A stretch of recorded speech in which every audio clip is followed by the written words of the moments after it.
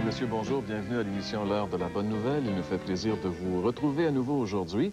Nous allons passer certainement une belle demi-heure ensemble. On vous invite à demeurer avec nous, puisque nous avons pour vous beaucoup de choses aujourd'hui. D'abord, à la chronique La Bible répond, nous allons parler du retour du Seigneur Jésus-Christ.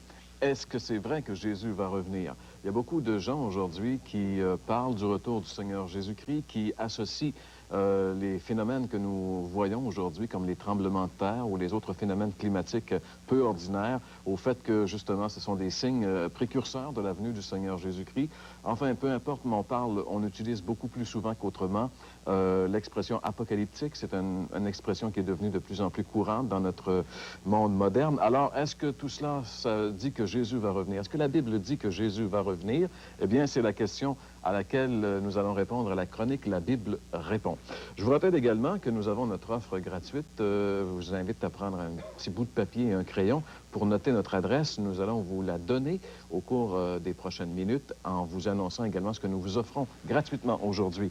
Et bien sûr, au long de l'émission, vous allez voir dans le bas de l'écran des numéros de téléphone qui vont défiler. Ces numéros de téléphone correspondent à votre région. Il y a un conseiller spirituel qui est là et qui attend votre appel. Si vous avez des questions suite à ce que vous entendez, vous aimeriez avoir une réponse assez rapidement, vous aimeriez peut-être même discuter avec quelqu'un, vous avez des difficultés au niveau spirituel, vous aimeriez que quelqu'un vous apporte des réponses basées sur la vérité, sur la parole de Dieu, alors notez bien ce numéro de téléphone, ne vous gênez pas, appelez-nous. C'est un service que nous vous rendons, car l'heure de la bonne nouvelle est une émission qui a pour but d'amener dans votre foyer, près de vous, la vérité, la parole de Dieu.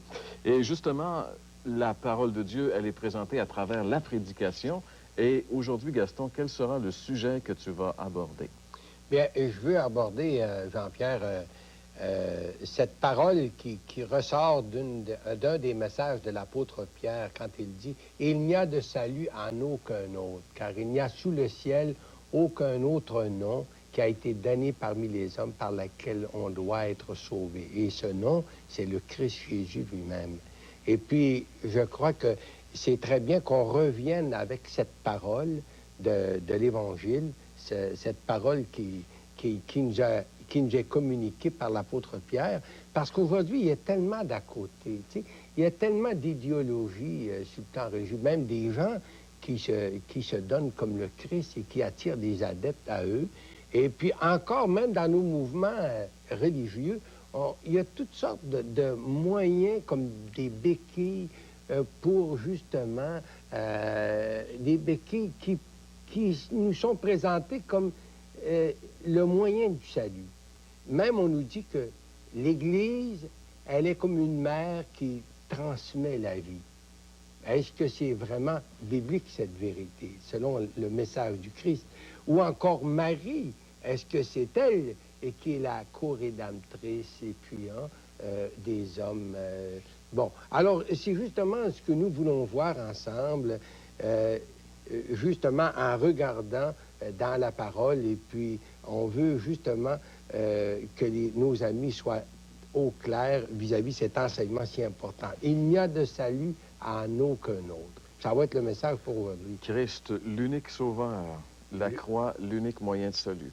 Eh bien, ça va être certainement très intéressant pour les gens qui se posent justement des questions, à savoir, est-ce que je vais être sauvé? Comment faire pour être sauvé? Je pense qu'il y a des gens qui se posent ces questions-là aujourd'hui. On imagine parfois que les gens sont noyés dans l'activité de la vie moderne, et puis finalement ne réfléchissent pas, mais il y a toujours quelqu'un qui meurt auprès de nous, un parent, un ami, quelque part, pour nous ramener à l'évidence qu'éventuellement, nous aussi, on va mourir. Il faudrait réaliser, avant de mourir, répondre à cette question importante. Alors, Gaston, on invite les gens à demeurer avec nous et à écouter le message que tu vas nous apporter aujourd'hui. Et pour l'instant, si vous le voulez bien, nous allons faire un tour dans nos bureaux pour la chronique La Bible répond.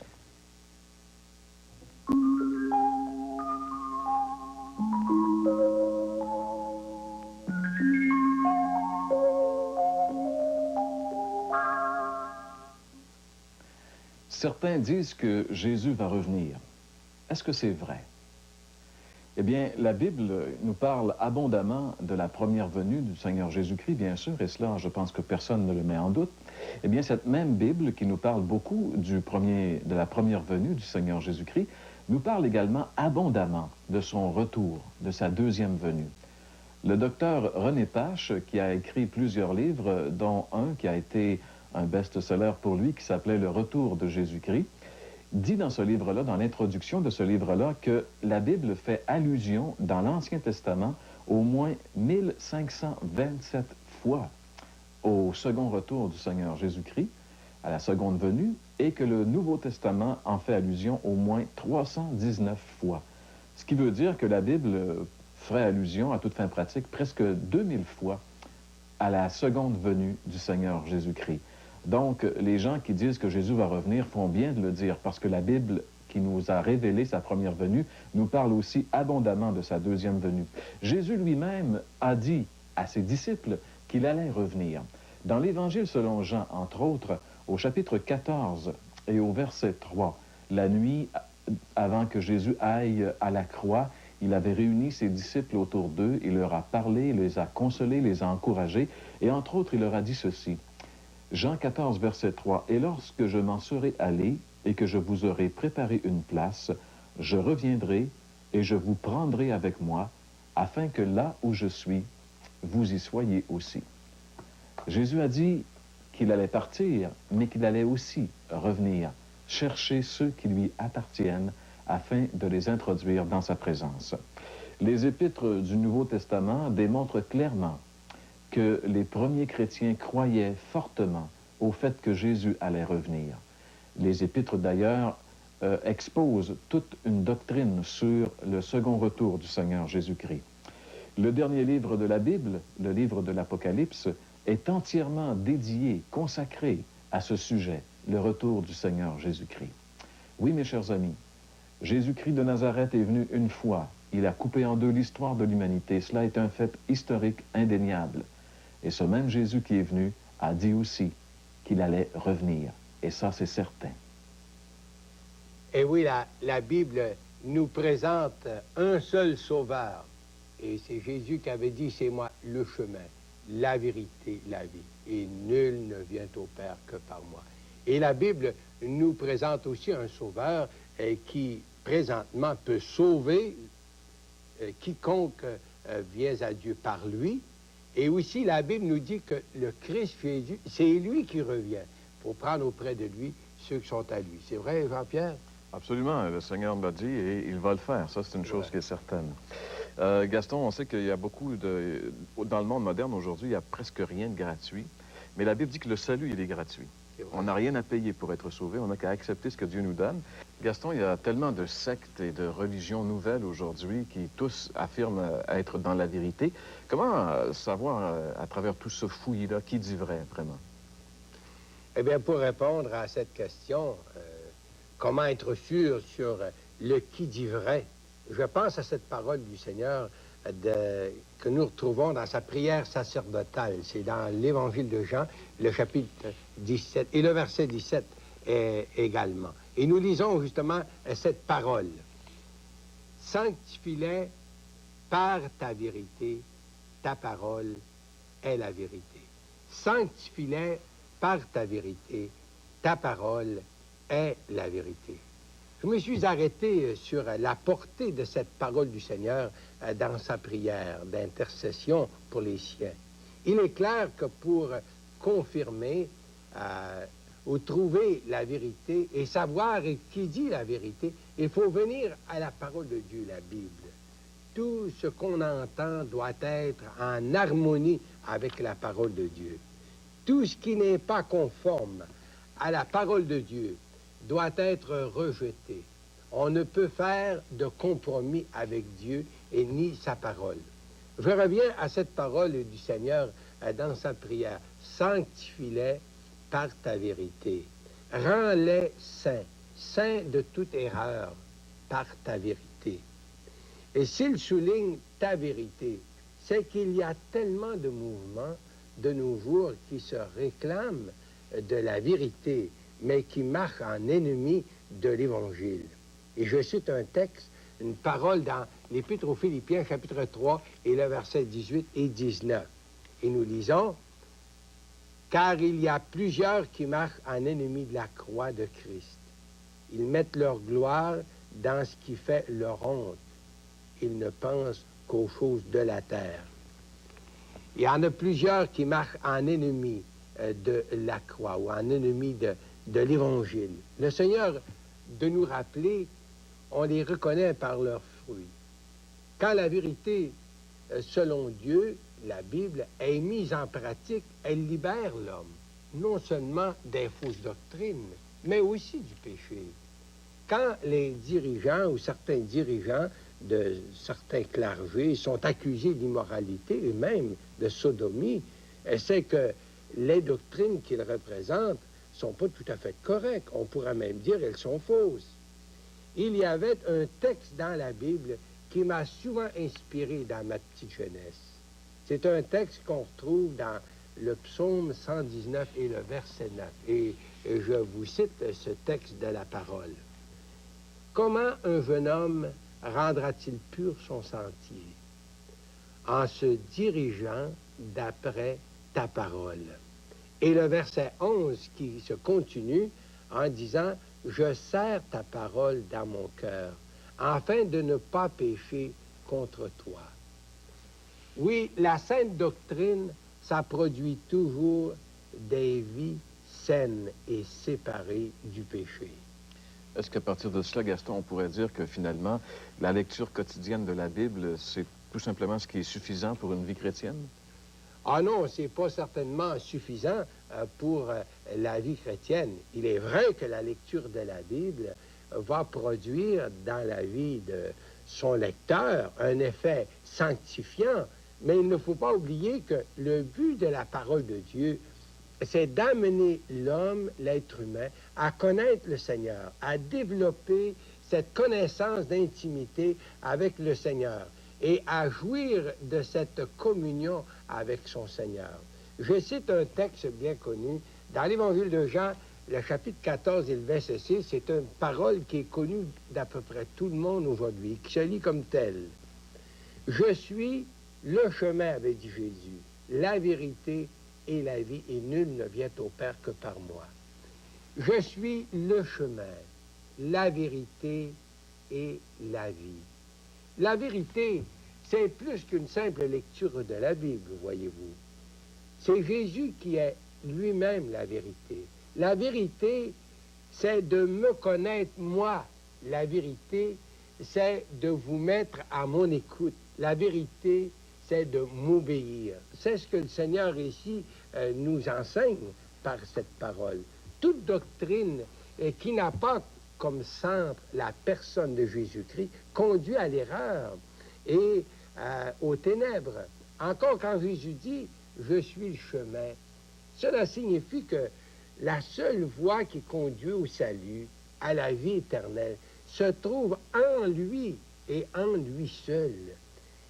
Voyez-vous, ce n'est pas simplement de la théologie. La vie, le salut, c'est dans une personne. Remarquons bien qu'il ne dit pas « je suis un chemin », mais le chemin qui mène au Père, c'est là où se trouve Jésus, pas ailleurs. La vie nous est comparée par Jésus à un cheminement. C'est sûr que tout le monde chemine quelque part. Et Jésus de nous rappeler, large et spacieux est le chemin qui mène à la perdition. Puis il y en a beaucoup qui passent par là. Quand les gens me disent qu'ils n'ont point l'assurance de leur salut et qu'ils ne savent pas ce qui les attend ni où ils vont, c'est qu'ils sont encore sur le chemin large. La voie large n'affiche pas son issue. Elle ne donne aucun avertissement concret. Elle laisse marcher les gens à la dérive. Mais le Seigneur nous avertit, le chemin large mène à la perdition. Et il nous dira aussi, dans l'Évangile de Matthieu, chapitre 7, étroit est le chemin qui mène à la vie, il y en a peu qui le trouvent. Étroit est le chemin qui mène à la vie. Étroit est la porte, étroit le chemin qui mène à la vie, il y en a peu qui le trouvent. Non pas parce que c'est difficile ou compliqué à trouver, mais parce que ce chemin commence à la croix, dans la repentance et dans ou avec un engagement avec Jésus. Encore de nos jours, il y a très peu de gens qui sont prêts à s'engager avec Jésus, pour lui soumettre leur vie, lui promettre fidélité. Pour vous en donner l'exemple, combien parmi vous qui m'écoutez présentement avez fait l'expérience de la conversion en vous engageant avec le Seigneur pour marcher avec lui dans l'obéissance de sa parole? Je vous invite de prendre un bout de papier, puis quelques minutes, et puis me le dire, justement. Et puis, on pourra, justement, partager votre témoignage. Eh bien, oui, la vie chrétienne, ce n'est pas d'avoir non plus son nom inscrit dans les registres d'une Église. La vie chrétienne commence par une réponse formelle à l'appel de Jésus. Lorsqu'il nous dit « Venez à moi, vous tous qui êtes chargés, fatigués et chargés, et je vous donnerai du repos. Prenez mon joug sur vous et apprenez de moi, car je suis doux et humble de cœur. » Chaque fois que Jésus faisait appel aux gens, cet appel demandait une réponse. Cet appel demandait un engagement de la part des gens. C'est triste de constater le peu de gens qui ont vraiment répondu à l'appel de Jésus. C'est encore vrai aujourd'hui. C'est triste de voir qu'il y a tellement peu de gens qui répondent à l'appel de Jésus pour vraiment cheminer avec lui. Est-ce que, Gaston, tu veux nous dire que finalement, on n'a pas besoin de faire partie ou d'appartenir à une religion pour être croyant et marcher avec le Seigneur Jésus, finalement? Ah oui, c'est bien sûr, parce que le Seigneur, hein, il n'est pas venu dans le monde pour instituer une religion quelconque. C'est sûr qu'il bâtit son Église, mais il bâtit son Église avec ceux qui répondent à son appel. Oui, la vie chrétienne ou la vie d'un croyant dépend d'une relation intime avec Jésus par la foi. Je suis moi, avait dit Jésus, le chemin. Je suis moi, la vérité. Je suis moi, la vie. C'est lui la source. Il est la source de la vie. Il n'y a pas de vie spirituelle possible en dehors de lui. Sa prédication, ses messages étaient toujours des appels à lui, à sa personne, à sa suite. En Jean chapitre 7 et le verset 37, Jésus avait dit, « Si quelqu'un a soif, qu'il vienne à moi et qu'il boive. Celui qui croit en moi, des fleuves d'eau vive couleront de son sein. » Et je pense à un autre texte de la parole. C'est encore une parole de Jésus. En Jean 6, verset 35, et je cite ce verset. Jean 6, verset 35. « Je suis le pain de vie. Celui qui vient à moi n'aura jamais faim. Et celui qui croit en moi n'aura jamais soif. » Quel beau verset, quelle belle grande vérité. Ces appels de Jésus sont toujours actuels, sont toujours son message pour nous aujourd'hui. Et nous, comme les premiers croyants de l'Église primitive, sommes appelés à transmettre le message de Christ. Bien sûr qu'on ne peut pas sauver personne, ni donner l'absolution à personne. C'est Jésus qui sauve. C'est lui seul qui peut pardonner. Or, je sais qu'il y a des religions qui, par l'entremise de leurs ministres, ou même par l'entremise des prêtres, prétendent transmettre la vie spirituelle par ce qu'on appelle le sacrement qu'on administre, le sacrement de baptême ou autre rituel, comme si Jésus avait transmis à ses disciples le pouvoir de transmettre la vie spirituelle, la nouvelle naissance, à qui ils veulent. Mais rien n'est plus erroné que de telles doctrines. De tels enseignements laissent croire que par le baptême reçu à la naissance, on est né de nouveau, possédant la vie spirituelle, quand en réalité, il n'y a pas eu de repentance, ni d'engagement avec le Christ, avec le Seigneur. Il ne faut pas se surprendre. Et s'il y a aujourd'hui des milliers de gens à qui on a toujours dit qu'ils étaient nés de nouveau, mais qui ne connaissent pas le Christ et qui ne savent rien de cette communion avec le Seigneur.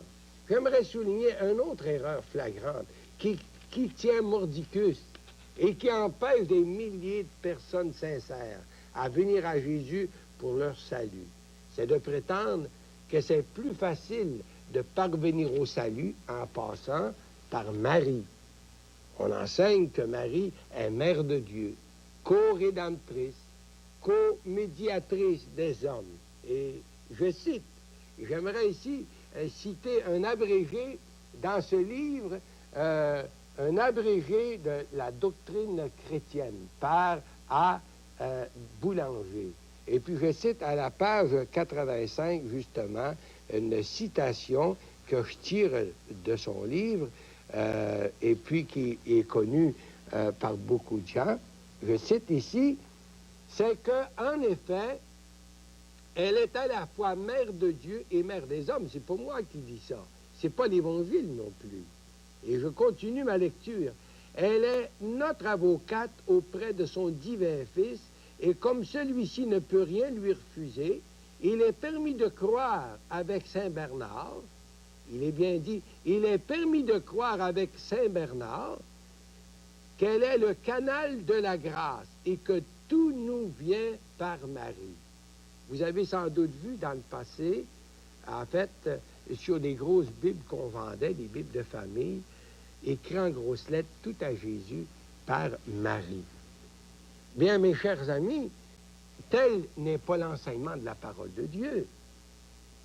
Sans enlever quoi que ce soit à cette femme merveilleuse qui était Marie, mère de Jésus, cet enseignement est absolument erroné et contraire à la sainte parole de Dieu qui dit, dans la première épître de Timothée, chapitre 2, et le verset 5, et je cite ce beau verset, « Car il n'y a qu'un seul Dieu et aussi un seul médiateur entre Dieu et les hommes. Un seul médiateur entre Dieu et les hommes, Jésus-Christ, homme, qui s'est donné lui-même en rançon pour tous. » De plus, l'apôtre Pierre nous dira, dans le livre des Actes, chapitre 4 et le verset 12, « Il n'y a de salut en aucun autre, car il n'y a sous le ciel aucun autre nom qui a été donné parmi les hommes par lequel nous devions être sauvés. » Ce n'est pas que nous manquons de charité chrétienne en citant justement ces faits, non, mais nous exposons ces erreurs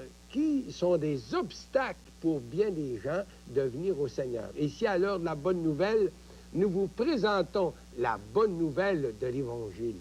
Si quelqu'un, Gaston, voulait venir directement au Seigneur Jésus-Christ pour avoir la vie éternelle, que devrait-il faire? Ah, c'est une très bonne question, Jean-Pierre. Eh oui, si on serait prêt, si vous seriez prêt, cher ami, à prendre Dieu au sérieux et répondre à cette parole de Jésus qui dit « Je ne mettrai pas dehors celui qui vient à moi ». Vous pourriez le faire aujourd'hui, là où vous êtes, présentement où vous êtes. Vous pourriez ouvrir votre cœur, vous recueillir devant le Seigneur dans un esprit de repentance et lui dire « Je sais, Seigneur, qu'il n'y a que toi qui peux me pardonner. Il n'y a que toi qui peux me sauver, puisque c'est toi qui s'est donné pour moi à la croix. C'est pour moi que tu as souffert en payant ma dette. Je veux t'accepter présentement comme mon sauveur personnel. J'accepte ton pardon. Purifie-moi et je serai blanc, blanc comme la neige. Qu'il en soit ainsi, cher ami, par sa force toute puissante. Amen. Oui, merci beaucoup, Gaston, de nous rappeler cette grande vérité, mes chers amis. Il n'y a pas de salut en dehors de Jésus-Christ, ni dans la religion, quelle qu'elle soit, ni dans une personne, quelle qu'elle soit, Marie y compris. Et peut-être en parlant de Marie, j'aimerais vous citer ce verset, cette parole qu'elle-même a dite aux noces de Cana, telles qu'elles sont rapportées en Jean, chapitre 2, et au verset 4, Jésus lui répondit, « Femme, qu'y a-t-il entre moi et toi? Mon heure n'est pas encore venue. » Sa mère dit au serviteur, « Faites ce qu'il vous dira. » Faites ce qu'il vous dira. C'est le message de Marie pour les hommes. Faites ce que Jésus dit. Faites ce qu'il dit. Qu'est-ce que Jésus a dit? Il a simplement dit qu'on ne pouvait pas se sauver par nous-mêmes, qu'il fallait mettre toute notre confiance en lui. Et qu'est-ce qu'il a fait, lui? Il a donné sa vie en rançon pour la nôtre à la croix. Il a versé son sang afin que nous soyons purifiés de nos péchés, que nos péchés soient pardonnés, que nous soyons régénérés par l'Esprit de Dieu et que nous puissions avoir une place dans le ciel pour l'éternité. Alors, mes amis, oui, faites confiance entièrement et uniquement au seul qui peut vous sauver, au Seigneur Jésus-Christ. C'est là le message de la parole de Dieu, le message de la Bible. C'est le message de l'heure de la bonne nouvelle qui se termine sur ces paroles et qui revient la semaine prochaine, même heure, même poste. Passez une bonne semaine et à la semaine prochaine.